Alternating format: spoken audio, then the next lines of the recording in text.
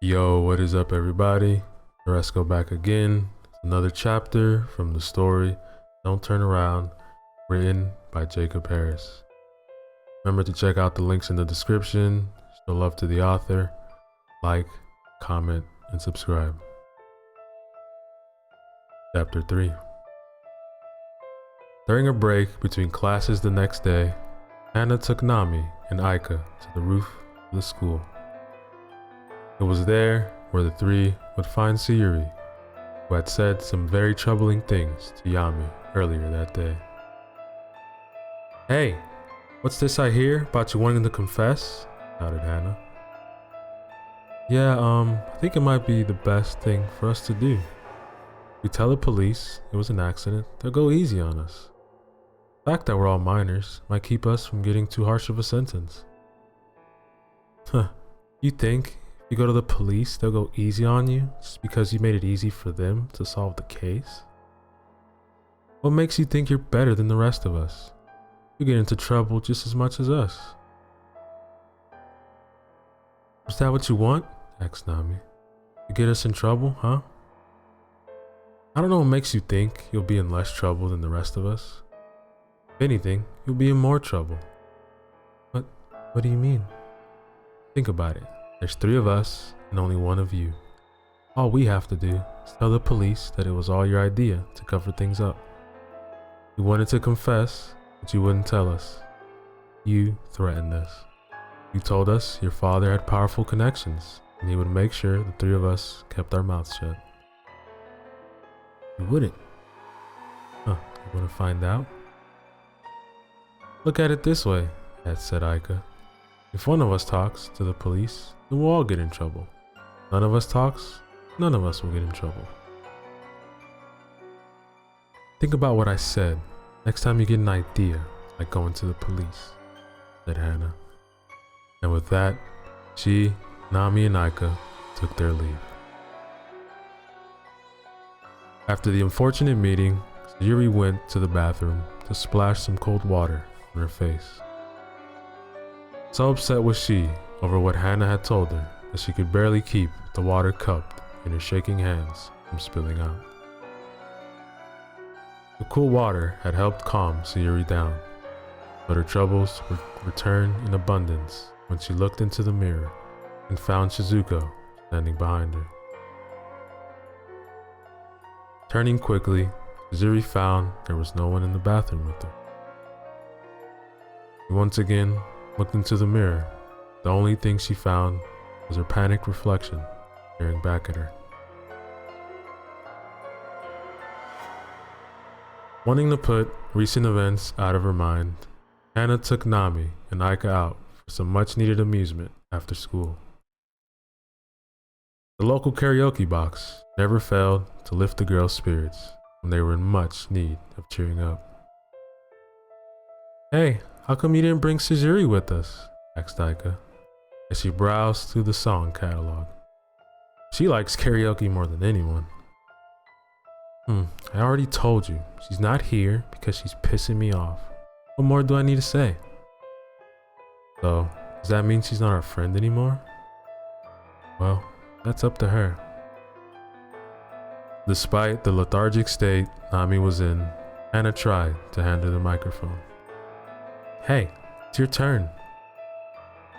"I don't feel like it." "Hey, what's wrong with you? You'll feel bad about what we did?" Nami did not reply. "Well, you better stop acting like that, because if anyone notices different about any of us, then we're as good as dead. Understand?" "I'll go next," said Aika, taking the microphone from Hannah. "Hey, don't worry about Nami. She's just moody. In a few days, she'll start acting like her old self." "You had better." Unable to get the image of Shizuko out of her head, Sayuri hurried home and took to her computer, hoping to find some answers. Most of the sites she found had no pertinent information that could help her. But there was one website that provided something that troubled her. A spirit that is still struggling with love, hate, or sorrow may be unable to pass on. These emotions are strong enough, the spirit can return to the world of the living. Spirits have been known to come back to haunt their tormentors. Some have even been known to bring death to those who wronged them. Not wanting to read anymore, Chizuru turned off her computer. That's just folklore. Those are just stories they tell to scare the little kids. In the reflection of her monitor, Chizuru caught a glimpse of Shizuko. When she turned to look, Chizuru found no one else in her room. Hana and Naika were having boisterous fun at karaoke. They were singing as happily as two people who hadn't had a care in the world. Nami, on the other hand, was unable to partake in the festivities. Her mood was one that had remained unchanged since the death she and the others had caused. "What song should we sing next?" asked Aika. Pick something slow. I want to feel like I'm in love," said Hana. A horrible scratching sound began blaring from the speakers.